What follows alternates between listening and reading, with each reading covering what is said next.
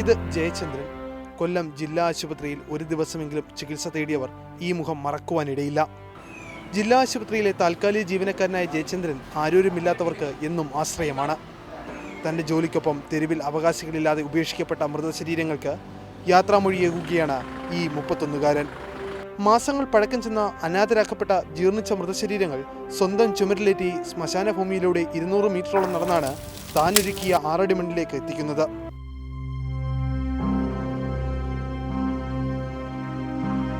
മരിക്കുമ്പോൾ 6 അടി മണ്ണെങ്കിലും കിട്ടുക എന്നതാണ് ഏറ്റവും വലിയ ഭാഗ്യമെന്ന് ജയചന്ദ്രൻ പറയുമ്പോഴും ആ കണ്ണുകളിൽ ഭയം മിന്നിമറയുന്നു.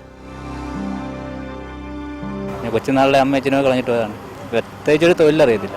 കൊച്ചുനാളിലെ 12ാമത്തെ വയസ്സിൽ ജോലിക്ക് ഇറങ്ങി. വേറെ ഒരു തൊഴിൽ പഠിക്കാൻ പറ്റിയില്ല. ജയചന്ദ്രന് ഇത് കേവലം തൊഴിൽ മാത്രമാണെന്ന് കരുതിയെങ്കിൽ തെറ്റി. അതിനുമപ്പുറം തന്നെ ആശ്രയിച്ച് ജീവിക്കുന്ന 3 ജീവിതങ്ങളുടെ കൂടി കഥ പറയുവാനുണ്ട് ഈ ചെറുപ്പക്കാരന്. കല്യാണം കഴിഞ്ഞ് 10 വർഷം കഴിഞ്ഞ് 2 മക്കളുണ്ട്. ഒരുത്തന് 9 വയസ്സ് കഴിഞ്ഞ്, ഒരുത്തന് 5 വയസ്സ് കഴിഞ്ഞ്. പിന്നെ മക്കളെ പഠിത്തത്തിന് ഇതിനകത്തൊന്നും കിട്ടത്തില്ല. അനാഥർക്ക് 6 അടി മണ്ണൊരുക്കുന്ന ജയചന്ദ്രന് ഇന്നും സ്വന്തമായി ഒരു തുണ്ട് ഭൂമിയില്ല. മാതാപിതാക്കളെ തെരുവിലേക്ക് വലിച്ചെറിയുന്ന പുത്തൻ സംസ്കാരത്തിന്റെ പുതുതലമുറ ജയചന്ദ്രനെ പോലെയുള്ളവരുടെ ജീവിതങ്ങൾ പാഠമാക്കേണ്ടതാണ്. മനുഷ്യത്വത്തിന് പുതിയ അർത്ഥതലങ്ങൾ കൂടിയാണ് ഈ ചെറുപ്പക്കാരന്റെ ജീവിതം നൽകുന്ന സന്ദേശം. ക്യാമറാമാൻ സെറിലിനൊപ്പം ആർ അരുൺ രാജ്, റിപ്പോർട്ടർ, കൊല്ലം.